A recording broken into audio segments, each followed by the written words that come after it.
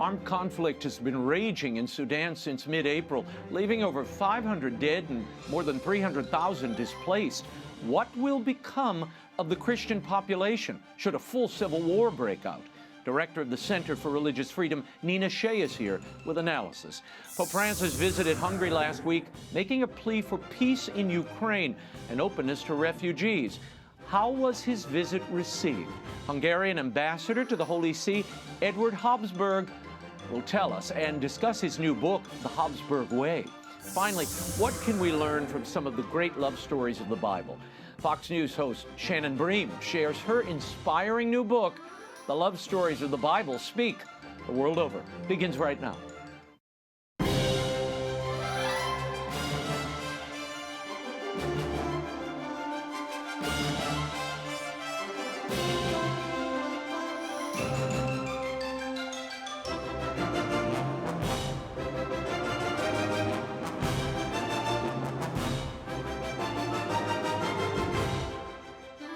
Now, Raymond Arroyo. A warm welcome to all of you joining us in the United States and the world over. If you'd like to comment on tonight's show, send me a tweet. I'm at Raymond Arroyo. Let's get to some news first. Earlier this week, the TikTok account of the Michigan-based Acton Institute was suspended, presumably due to the recent release of Acton's powerful documentary, The Hong Konger, which concerns pro-democracy advocate Jimmy Lai. After much public outcry, the social media giant reversed its suspension halfway. TikTok has restored the Acton Institute's page, but continues to block clips of the Hong Konger film. TikTok CEO denies that the company censored the page on behalf of the Chinese Communist Party. Acton co-founder Father Robert Sirico appeared on The World Over just last week to promote the new film. He says TikTok's suspension of the Acton account is likely to be counterproductive, claiming, quote, truth has a way of interring its undertakers. We'll continue to monitor this story. Armed conflict continues to rage on between two warring generals in Sudan. How will this affect Sudanese Christian minorities if the situation escalates much further? And what of the current state of persecuted Christians in Nigeria? Joining me now to shed light on what's happening in Sudan and Nigeria, Senior Fellow and Director of the Hudson Institute Center for Religious Freedom, Nina Shea. Nina, thanks for joining us. In Sudan, the clashes are between these two generals, one leading the Sudanese armed forces, the other head of a paramilitary group, Rapid Support Forces. In 2019, the generals were united in overthrowing dictator Omar al-Bashir. After that coup, a power-sharing government was formed, and in 2021, General al-Burhan, who had become chief of the power-sharing council, dissolved it, declaring that he would instead hold elections in 2023. The current fighting broke out as a result of negotiations breaking down over integrating the two forces intended to restore civilian rule. So far, the battle has seen 100,000 refugees cross borders, and the UN is predicting that 800,000 people will look to flee Sudan by the end of the year if this continues. Your thoughts, and do you see this escalating? Raymond, I do. These are two bad actors. One was the Rapid Support Forces General Dagalo. He was on the ground waging genocide against the Darfur people that was recognized by the United States government and the Bush administration as genocide. And he was one of the leaders of the Janjaweed, feared Janjaweed militias. The head of the armed forces was a big supporter for many years of General Bashir, whom he overthrew, and was responsible for what I consider, and many others, a genocide against the Christians of South Sudan, which led to the creation of South Sudan, because the situation was so bad with over, almost 2 million Christians killed, 5 million in exile. So these are very bad actors. They have an animus for Christians. They're not tolerant. They want to exert control. And this is a fight that's not ideological between them at all. It's a fight over the country's riches. So it's a tragedy all around. Right now, it's not particularly targeted at Christians, though We know of 3 churches that have either been burned or hit by artillery or even raided by these rapid forces. So Christians are very much at risk. We saw that, Raymond. I know you've been on Sudan for 20 years, 30 years ago, and as I have, and we saw what happened there with enslavement, death, trying to eradicate the Christians. We also saw it in Iraq, in Nineveh, when ISIS invaded, that this is a time of chaos, and in the Middle East, where Christians have not been very well treated, to say the least. They've been persecuted. This is an opportunity for the bad actors to eradicate what they don't want there in the first place, that is the minority Christians. According to the New York Times this week, these 2 rival generals have agreed to a 7-day truce starting on Thursday, and they'll name representatives for peace talks. Now, this news is according to the Foreign Ministry of Southern Sudan, which has been working with neighboring countries. Do you think peace talks are likely, Nina? Well, there could be a lot of pressure put by the international community if it sticks.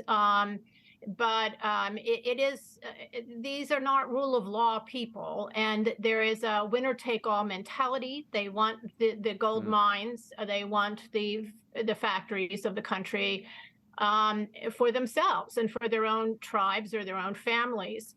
I hope it works. I hope there was pressure put in the past successfully to help break away South Sudan, which is now, Raymond, it's over 50% or almost 50% Christian.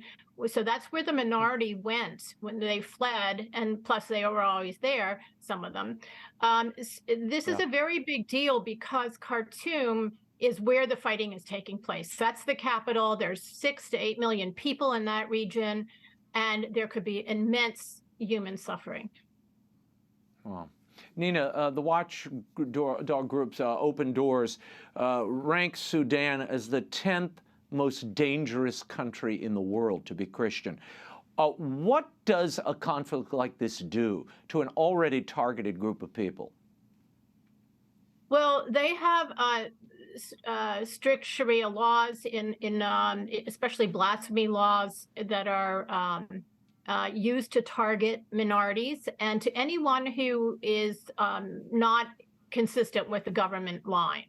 And then this also creates a bias against non-Muslims in the society, so that there is, in addition to government repression, in some instances, there is social hostility that's actually fomented by the government. So Christians are extremely vulnerable. They're a tiny minority there now. Many of them have left or been killed in the last generation, and they're still fleeing. We're hearing that many of them are fleeing now to the neighboring countries, which are also not, they will be a minority there as well and may not be welcome. And we should say there are already about 300,000 displaced people living in Sudan. So how difficult is it to be a Christian there now? I mean, I read somewhere that it's no longer, the death penalty to convert from Islam to Christianity, but it's still it's still a dangerous group to be a part of. It is, and the ways that they are targeted is by could be their neighbors. It could be accusations against them for something that they have, as an ulterior motive. They're disadvantaged in the court system. So it's extremely dangerous. This is the country that had enslavement a generation ago. That is just, in the early part of this century, in the early 2000s.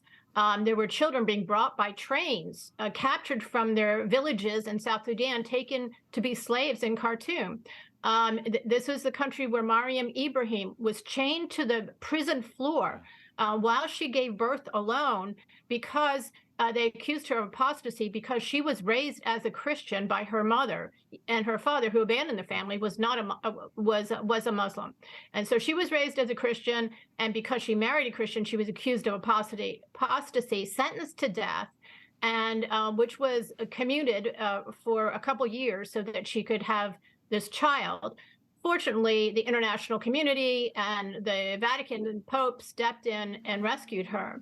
And the Pope is asking for prayers again, because I think that the Catholic Church, at least, is extremely worried. There's already been an attack on the Anglican Church in Khartoum. The Orthodox Church has been hit by a rocket, the Orthodox Cathedral. And then there's a Presbyterian church that was also attacked and burned, and just in the last couple of weeks. So this Nina, is very worrisome. It's a very volatile, unstable, lawless situation right now. Yeah, I mean, given all of this, I mean, look, the Biden administration couldn't even get our own citizens out of there. But what should the U.S. and other nations be doing to help the Sudanese at this point, and the people left behind, Americans left behind? Well, I think that the ceasefire is the right idea, and there should be every pressure on the ceasefire to make it hold. And in that way, food can come in. I mean, really, the UN, I've seen wild ranges of figures of how many people are hungry and maybe facing famine, and so many people displaced because the fighting is taking place in their major capital. A ceasefire would allow those corridors to open up and deliver some aid and food and alleviate the situation and hopefully have a resolution. Unfortunately, Raymond, it looks like one of those monsters, really, those two generals, one of them is going to probably surface as the country's new leader. At least for an interim. And that would not be good either in the long run for Christians. No, I want to move on to Nigeria, where we have seen the ongoing persecution of Christians now for over a decade. A new report by the U.S. Commission on International Religious Freedom says the Fulani civilians have been subjected to, quote, xenophobic sentiment because, quote, Christian communities often equate Fulani Muslims with Salafi jihadist beliefs because of their Muslim identity. Abuses have led some members of the Fulani communities to arm themselves and conduct reprisal attacks based on ethno-religious identity, with the result being Christian communities across Nigeria are threatened by deadly attacks from vengeful assailants seeking retribution for grievances against Fulani Muslim civilians. Nina, the Fulani have been responsible for a myriad of attacks on Christians. Your reaction to this report? Yeah, it really reads like a defense brief for the Fulanis, propaganda pamphlet for them. It's totally one-sided. I don't see any Christian sources whatsoever in there. And we know that the largest persecutor of Christians right now in Nigeria are militant Fulanis, not the entire tribe. It's a massive tribe, but it's spread throughout West Africa. But there are militants, and they've been radicalized, and they're coming after Catholic priests and Protestant pastors, houses of worship, their churches. They're burning churches. In the last 14 years, according to an article that was published by Vatican News recently, 18,000 churches have been burned. And not all by these Fulani militants, but now they are the most responsible for these attacks. Nina, let me share some of this with the audience. In the month of April alone, there have been reports of 12 Christians being killed by these Fulani herdsmen in central Nigeria. In addition, Fulani herdsmen are responsible for burning a local pastor's house, destroying dozens of homes, and during 11 days of attacks in villages, over 5 counties, Fulani herdsmen killed 18 people and wounded others, including the pastor of the Church of Christ in Nations Church, who was ambushed, shot, and cut with a machete. He's currently in the hospital. What's the Nigerian government doing about these attacks, Nina? Well, hundreds of these attacks have happened, Raymond. In the last year alone, over 5,000 Christians have been murdered in such attacks. The government does nothing. They allow this to occur with impunity. There may be, police that show up after the fact, or a few soldiers that make a feeble attempt to fend them off. But there has been no solution, and there's been no protection, and there's been no prosecution. So no one is ever put on trial and held accountable for this. So they keep happening. And there used to be a caliphate in this region, a Fulani caliphate in the 19th century, wow, and in north central Nigeria.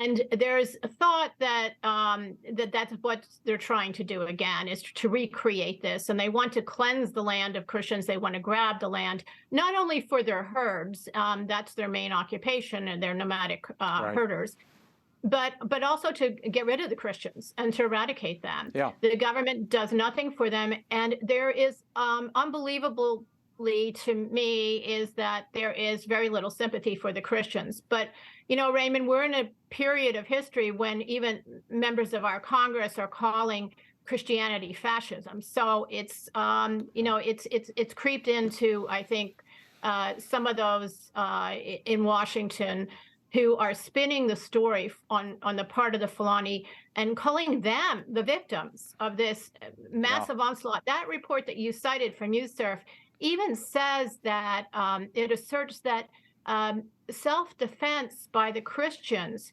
is poisoning this climate of trust between the two, between the Fulani and the Christians. Nina, I mean, that's a basic principle of jurisprudence.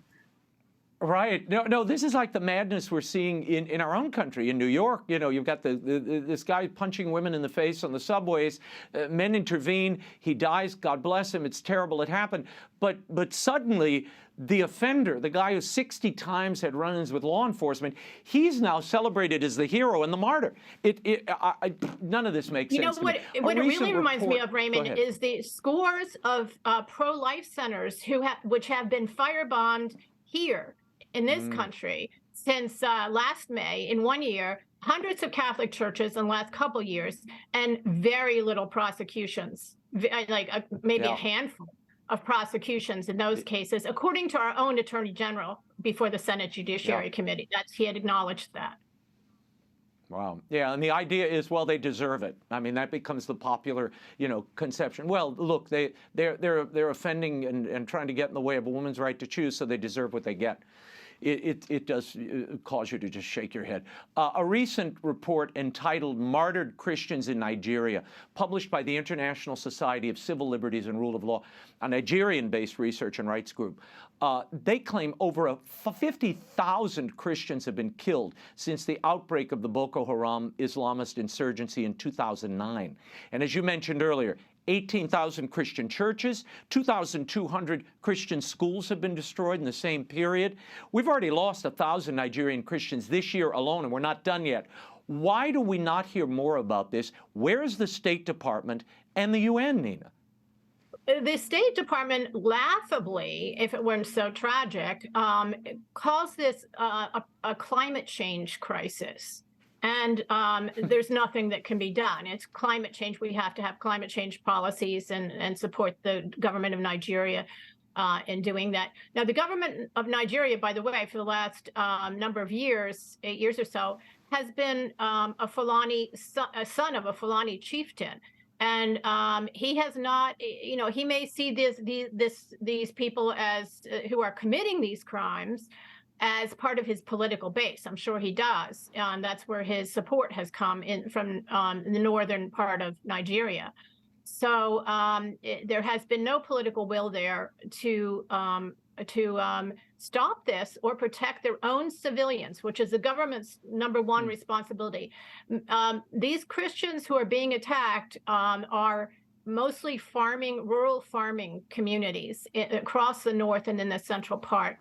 And dozens of Catholic priests, Raymond, have been hunted down in their rectories or in their churches and kidnapped or killed. One Father actually was killed earlier this year. He was burned alive in his rectory. No, it's a global tragedy. The international community should be raising its voice. I'm glad the Pope is lending his voice to it, asking for prayers for the region. The Vatican needs to do more as well. We will leave it there, Nina. You can follow Nina Shea's reporting on the persecution of Christians worldwide by visiting hudson.org. Thank you, Nina. Thank you, Raymond.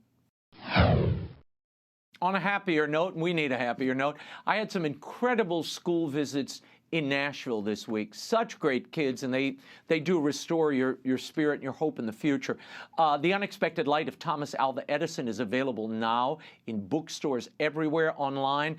It was wonderful sharing it with these kids, but it also makes a great Mother's Day gift, since it reveals how a mother's love and devotion turned her son into the greatest inventor we've ever known.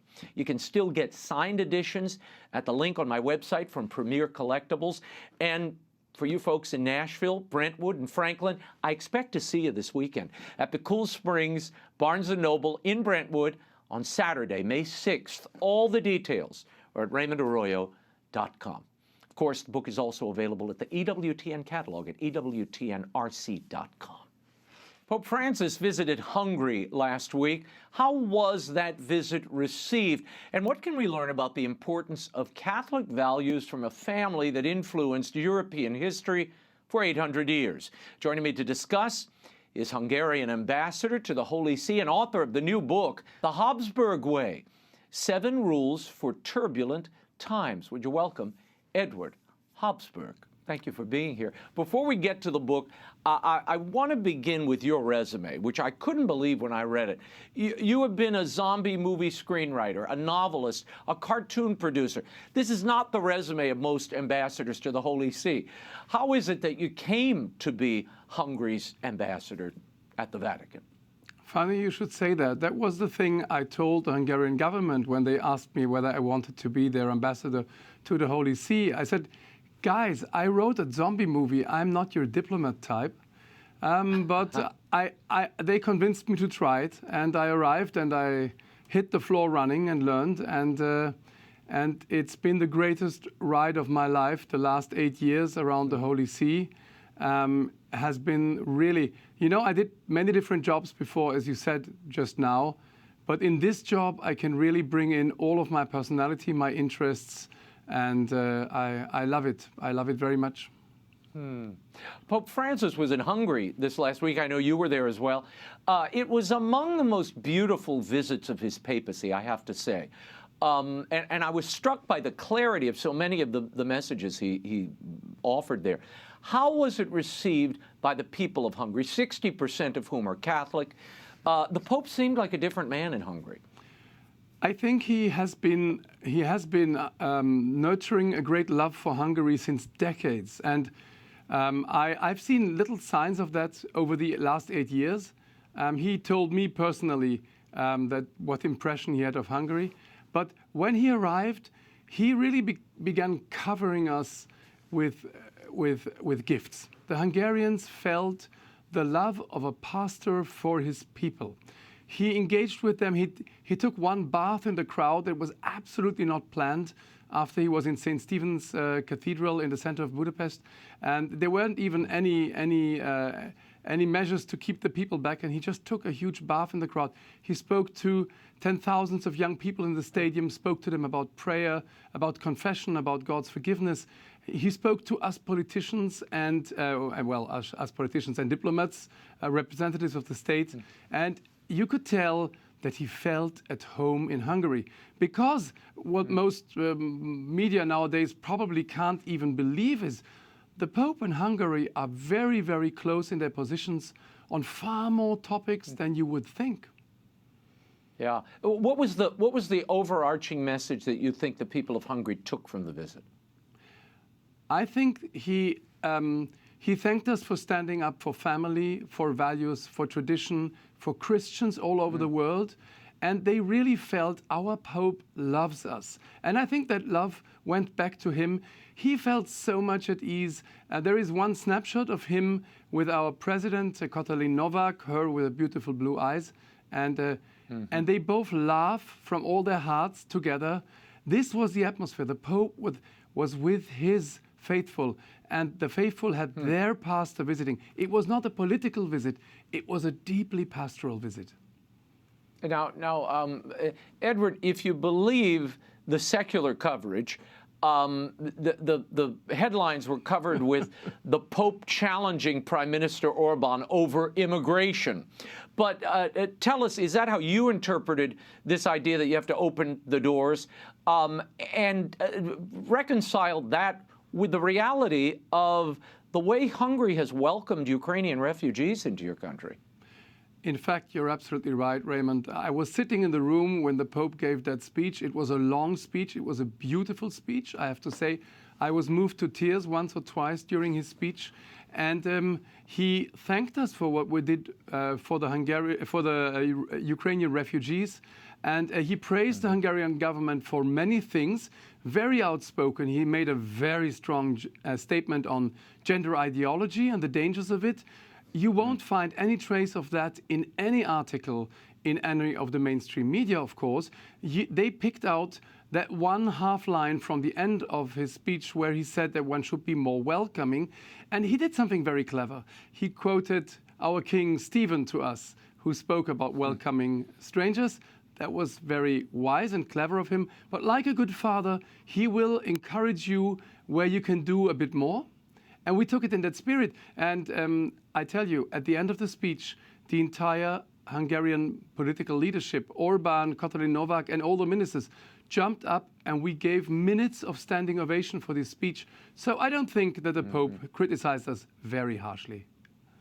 Yeah. What was it like growing up as a Habsburg? I mean, with this family lineage that really spans much of European history, goes back 800 years.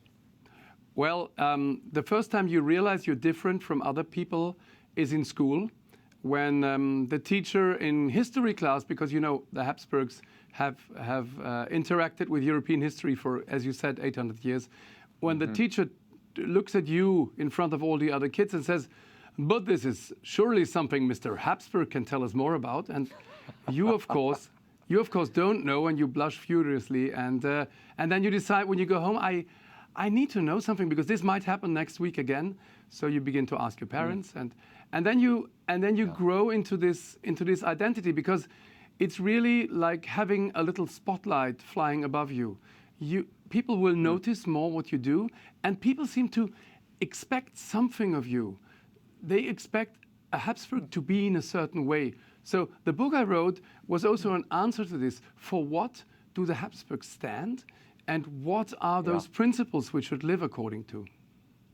Yeah, and the book is called The Habsburg Way. It's 7 rules for turbulent times. Now, what is this Habsburg Way?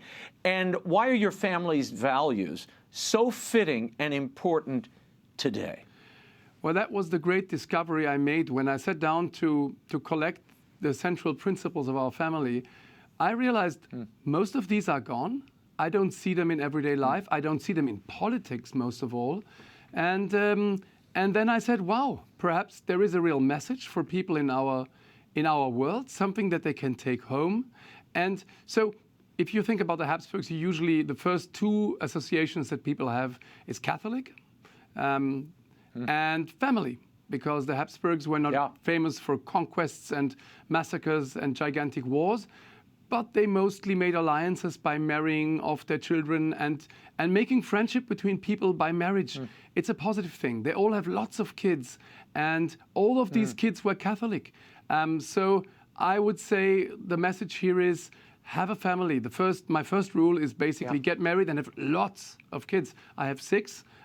That's not lots. When I arrived here in the States for my tour, at the first dinner, I met with 3 families who had more than 8 kids and who looked a bit down on my 6. So lots of kids. And well, this is you're right. Your first rule here is, get married and have a lot of children. This is not a popular principle or even an operable principle in the West today. Why is getting married, do you think, and having children so important, and why do you think it's fallen out of favor?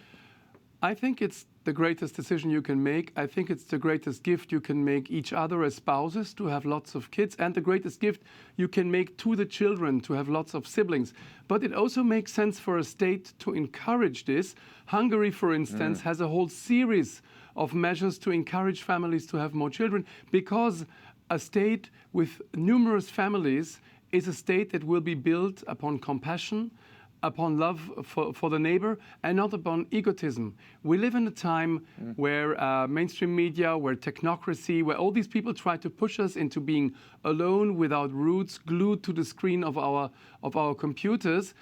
The family is the ultimate antidote to all of these ideas. This is the place where you really learn what life is about, and especially if you grow up with many siblings. Yeah, well, and on the practical side of this, and again, I love, these principles, and you outlined many of them in your book, but they're Catholic principles. These are really the foundations of any free people, because without having children, you really don't have any stakes in the game. You really don't have any skin in the game. And so it's all about you and what you can get out of the government and out of society. Exactly. Whereas if you have a family, you're building something for the future. And that, I believe, is really the missing link here in America and in many of these Western democracies. They are suffering from the death of the family, and unless you revive that, it's party over. Another rule is be Catholic and practice your faith. Now, curiously, you quote Henry Kissinger in the book, in his book Diplomacy, where he contrasts your ancestor, Ferdinand II, and the French Secretary of State for Foreign Affairs, Cardinal Richelieu, during the Reformation. Richelieu, although a Catholic cardinal, believed everything, including the church, should be subordinate to the state, and could not understand why Ferdinand was unwilling to make concessions about faith. There's a very telling quote that shows his motivation.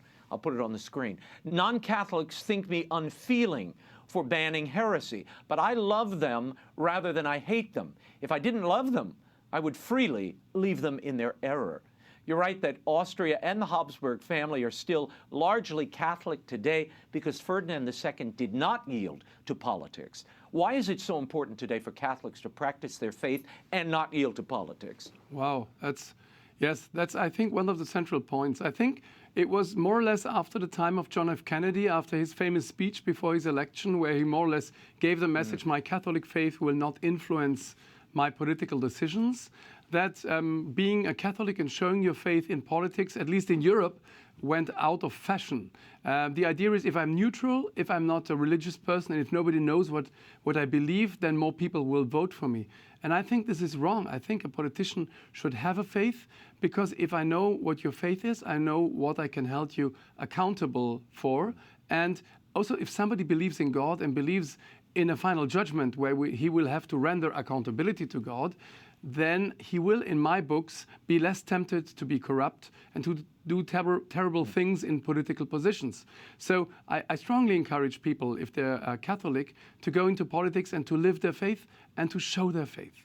We have forgotten about this. Well, I agree with you. I think the first mark of an inauthentic politician is one who says, I have these deeply held beliefs that I'm going to put aside so I can serve you. This is madness. But that is exactly what so many of these politicians have done in the past and continue to do to this present day, and their major heads of state. I won't have to name them because you know who they are. Blessed Karl, the Emperor of Austria, King of Hungary, really one of your most well-known ancestors. He is going to be, he's on the road to canonization. He was a devout Catholic, devout family man and peacemaker. What impact has his legacy had on not only the Habsburgs, but on you personally? That's a good question. On the Habsburgs, he's the most popular Habsburg in my entire family, among the young ones. By the way, also in the United States. And if you think about it, this man who was only emperor for 1.5 years, who lost a war, who lost the empire, who went into exile and who died miserably in exile, this man who was, for all reasons of the world, a loser, this man that most people don't even know about, he's the most important, and for us Habsburgs, most impressive of of our emperors. And this is because he was truly authentic, a Christian in all what he did. He was a Christian in his vocation as a Christian. He really was heroic in his striving for sanctity. He was a Christian in his love for his wife and his children. He had 8 wonderful children with her. And he was a Christian, as one of my nieces used to say, in his job, which happened to be emperor. His Christian and his Catholic faith really influenced his social politics. And one thing he did, and this is something that I think a lot about, is he offered his life for his people. When he was in exile, he told God, especially when he lay dying, all his suffering he gave for his people, for the people who had just sent him into exile. Now, I wish that we could inspire a few politicians to be that much in love with their country that they would offer up their suffering in disease and even their lives for their people. This is an incredible example by Blessed Karol. So he's our great hero. Amazing.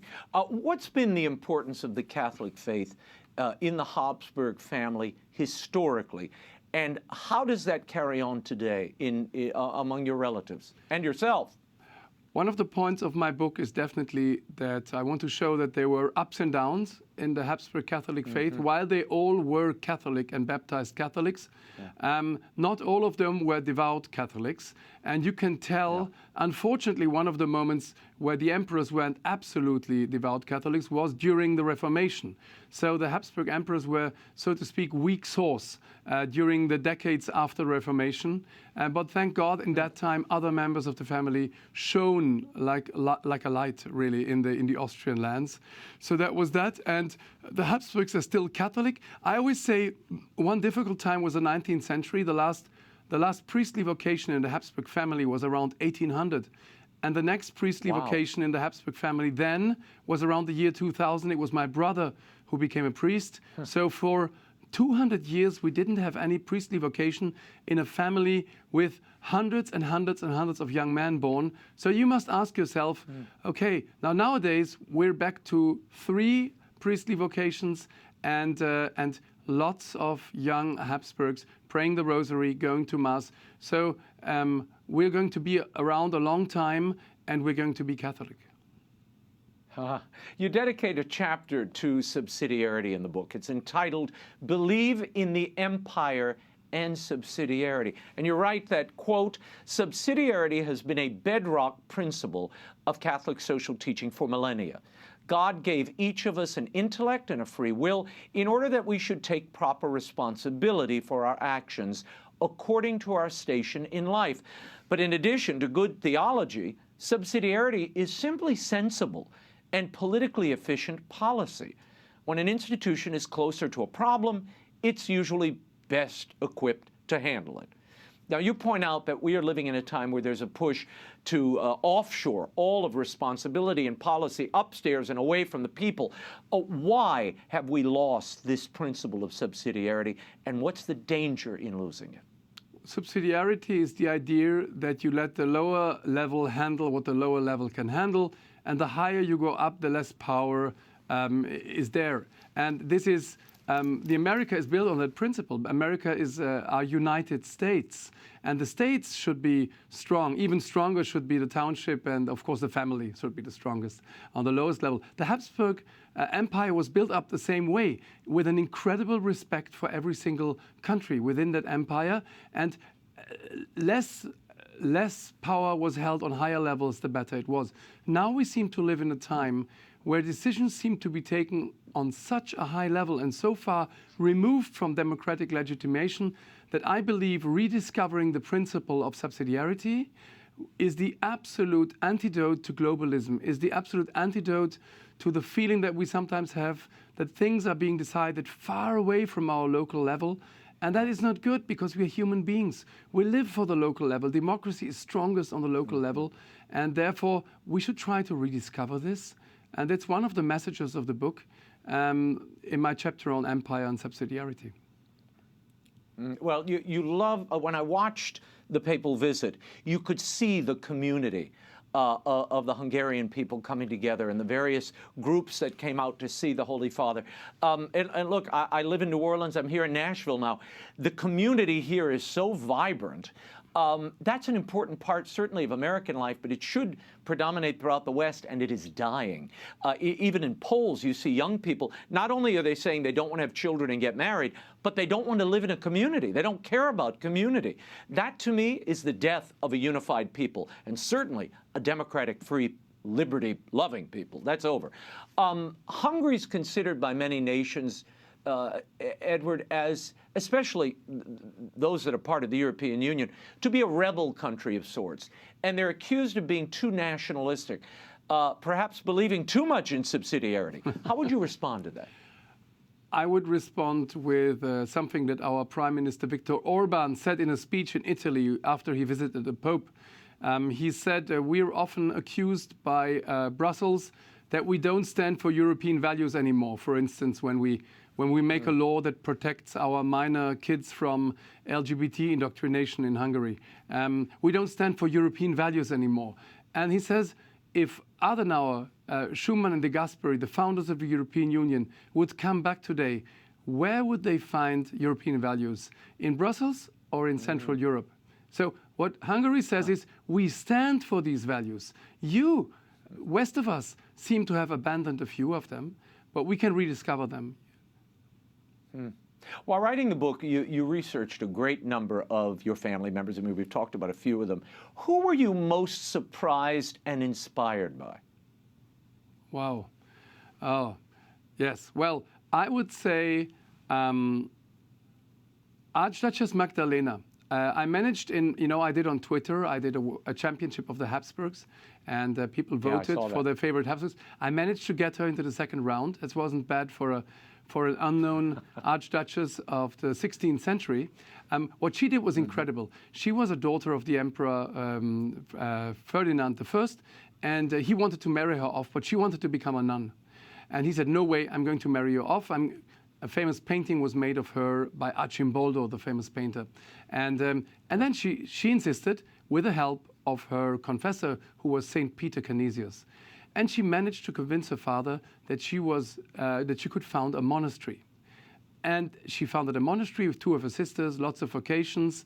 But her great hour came in the time of Counter-Reformation, when the nuncio from Rome came, and he knew he couldn't go to the emperor because, as I told you before, the emperor was weak sauce. So he went to Hall in Tyrol, to that monastery. He spoke with Magdalena. Magdalena brought him together with two of her brothers in other parts of Austria, and with her sister in Bavaria, who was the Duchess of Bavaria. And together they made a meeting in 1579, and together they made a bullet list how to take back Austria for the Catholic faith.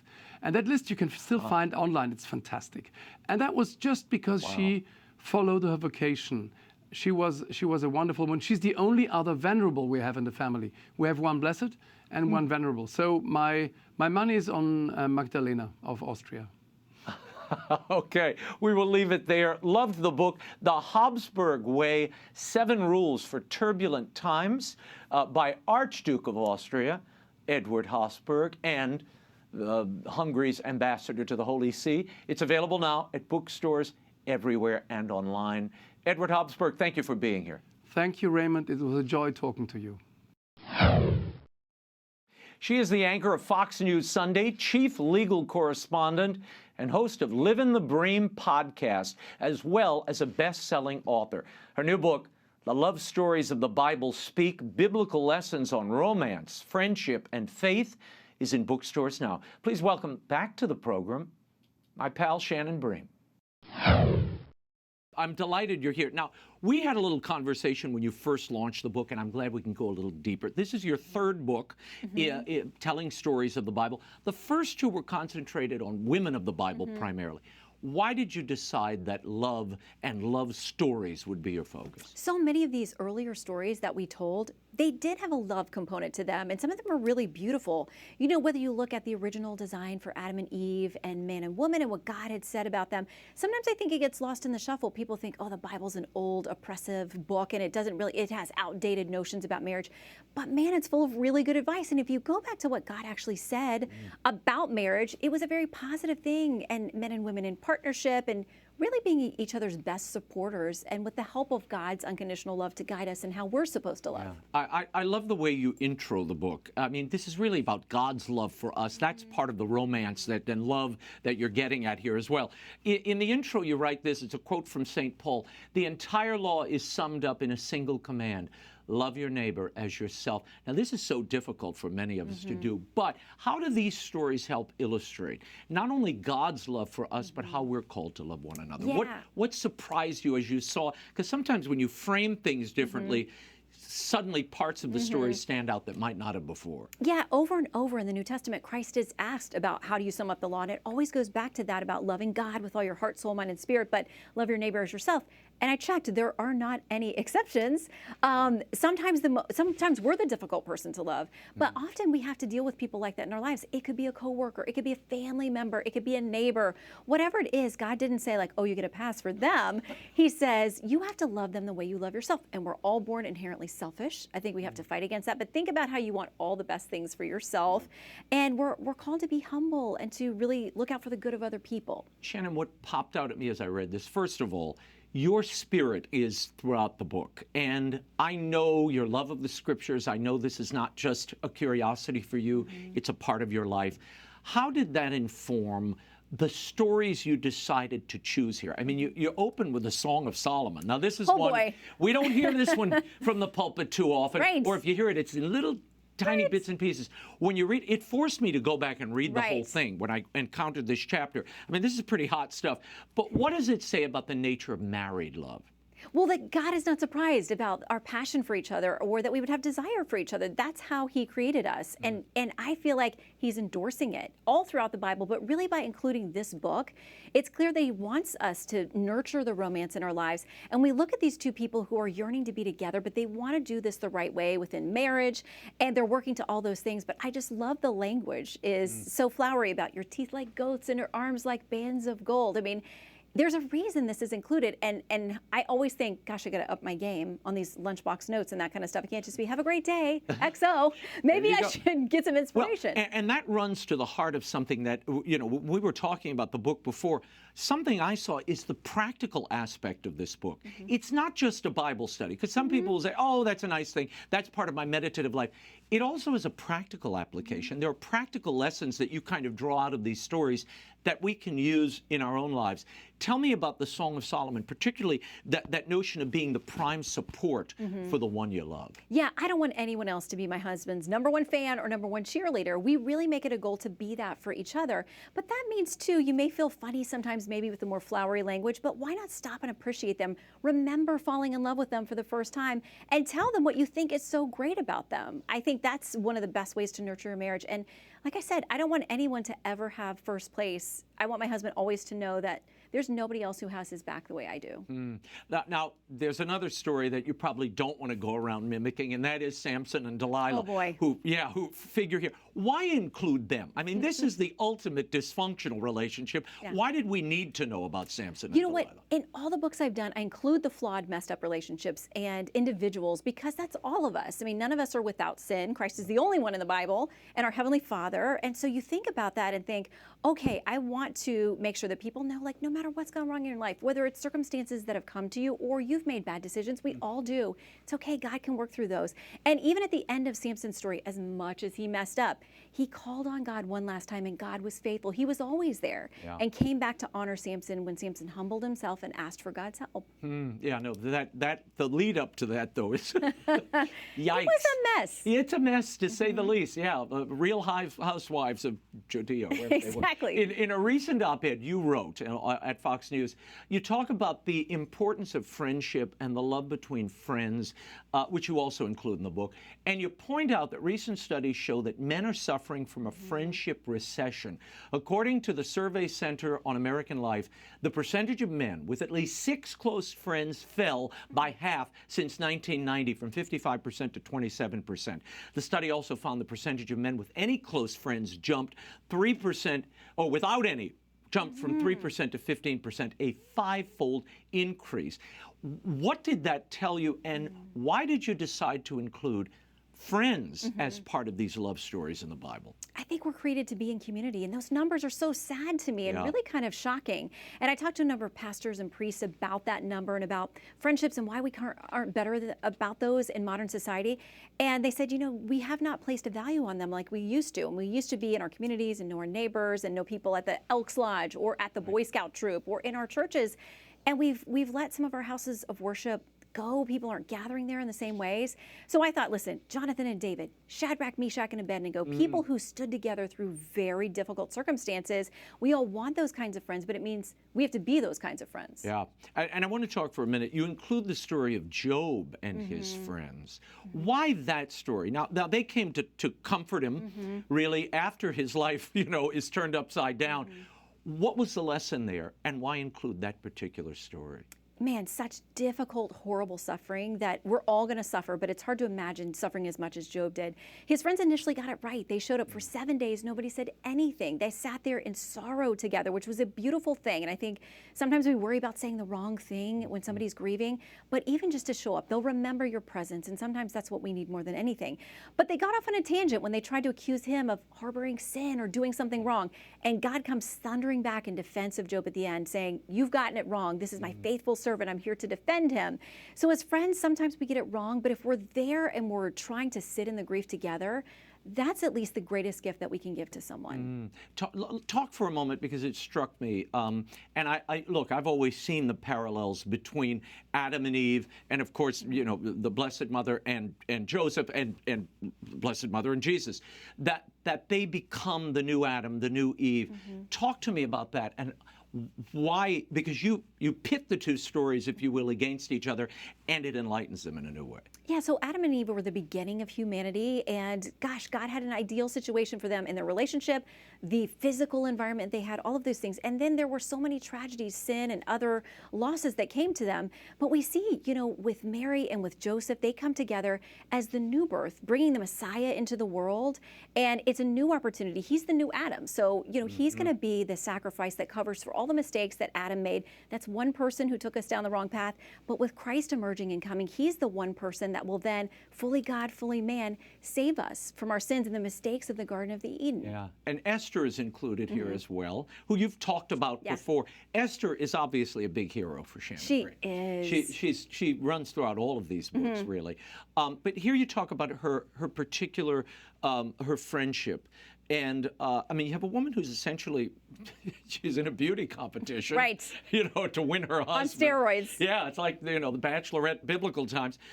What's the lesson here? I mean, these are two women who are friends. Sorry, this is Esther and Xerxes. Yes. I mean, the king, who, when it starts out, he's this impetuous, not very nice guy. No. So he does have this crazy beauty pageant, and Esther ends up catching his eye. She has great honor. He chooses her to be his new wife, and we see him change. So we know that he was smitten with her. We don't know her side of the story, if she also fell in love with him. But we know that when she comes to him for help after God's divinely placed her where she was, that he offers her anything up to the half of his kingdom, which in those days would be unthinkable for a woman. So we see him really soften. And the lesson I took from it is that, listen, you may be in a marriage with a less than ideal spouse. The way it came together may be less than ideal, but God can still work through you. When you're faithful to him, that's a witness to your spouse. And often their hearts soften through the process. Yeah, I love the practicality that you draw out of these stories, because I think they weren't meant to be museum pieces. Right. They were meant to be poured into your own life and then lived anew, and you do that. Is there any chapter here that you almost didn't include? You know what was really hard to narrow down for Paul? He had so many different friendships, and I thought, oh my goodness, should these all be different chapters? Should we not try to tackle Paul? He had so many special friendships along the way that we really had a hard time cutting that one down to what we did. But he's woven all throughout the New Testament and shows us how this community of believers, many of them under threat of martyrdom, and they suffered that, they bound together, and they're the early church. They're how it came together. Tell me about the relationship that almost didn't make it into this book. Hosea and Gomer is a really tricky one because the book of Hosea is super depressing. It was not joyful. He was a prophet, and the people didn't want to hear from the prophets. They had pulled away from God. They weren't listening to him. And God tells Hosea, you're going to go marry this woman of sort of ill repute. You're going to marry Gomer. She was not a faithful wife. They had a couple kids, and their names are crazy. You know, what the Lord told them to name him, like, I do not love you. You are not my people. But even though Gomer is unfaithful and runs away with other men and gives credit to her lovers for the gifts in her life, even though Hosea was the one providing and taking care for her, it's this picture of God trying to talk to Israel to say, I will always come after you and redeem you. So Hosea, it's a very harsh book, but Hosea's lesson is beautiful in that he goes and redeems Gomer. And he says, you're going to come home with me. I'm going to pay the price to get you out of these debts and slavery and whatever trouble you've gotten yourself into. I'm not just going to bring you home, though. We're going to love each other. This is going to be a real marriage. And I think God so often talks to us that way, that you make mistakes, you run away, you chase other things. I'm always going to be coming after you to redeem you. No, it's a beautiful story. I mean, it's not a sweet one, but it ends well. Important. So that's what we have to focus on. You dedicate the book to your husband, Sheldon, of 27 years. Yes. Give me a sense of how the Bible and your faith have held you together. Now, you've written about this. In your first book, you wrote about the many trials both of you went through, physical, real hardships, and how your faith carried you through. Yeah, you know, when you make your vows before God and in the church and before your friends and family, he seals that together, I think, in a very special way. And we know, we say all the time, we are not perfect, but we're perfect for each other. We believe God put us together. And so we're going to have flaws. We're going to have fights. We're going to have unexpected tragedies. But when you have that to lean on, it makes me wonder how people do marriage without it or do life without it. And there are times we have to be humble. We pray together every night and read from the Word together every night. And I think it's just a great bond for us to say, even if we had a rough day or one of us was, you know, a little antsy and unkind to the other, we're always going to come back to that place where there's something greater that binds us together. What are people telling you about this book? I know you've done book signings. I know you've been doing a ton of media. What are they telling you about the differences? Because look, there are a lot of meditative books. There are a lot of biblical studies out there. Why do you think this one has resonated? And boy, has it resonated. New York Times list over and over and over again. You know what I love is that I have so many couples telling me they're doing this book together. And that's not something I heard from the earlier books. They were more focused on women's Bible studies and those kinds of things. Although I've had men's groups tell me they've done them too. But this one I love that people are reading through together and hopefully strengthening their relationship and being inspired and renewed by what God tells us about our relationships and how beautiful they really can be. Okay, what's next? I hope not like, you know, great meals of the Bible speak, but that could be a good one. We talked about manna. Yeah, manna. You know, there's some other good ones that we could have in there. Jesus cooked the fish for the apostles. Feeding 5,000. Yeah, look, there are a lot of options. Group events, there are. I'm giving you the next book. And this could have a culinary crossover and a Fox Nation Raymond, special. Although I can't cook, so I would be quickly exposed. Sheldon can do the cooking. Sheldon is an you amazing cook. He's an amazing cook, among all of his other great qualities. I am going to try a fiction book that is definitely got a thread of faith through it, but it's one of those things that I woke up and it came to me. And I felt like, okay, Lord, you've dropped this in my lap. Help me to steward it. I've already told you I'm coming to you for pointers because I've not written fiction. You do it so beautifully. And I'm going to pick your brain on how to do that. But there's a message there that I want to share. I am happy to help anytime, and I'll bring my next Bible study to you. The Love Stories of the Bible Speak, biblical lessons on romance, friendship, and faith is available at bookstores everywhere and online. That is all the time we have for now. Be sure to catch us next week. Until then, we will be scouting the world over for all that is seen and unseen. On behalf of the staff and crew of EWTN News, thank you for joining me. I'm Raymond Arroyo. Bye now.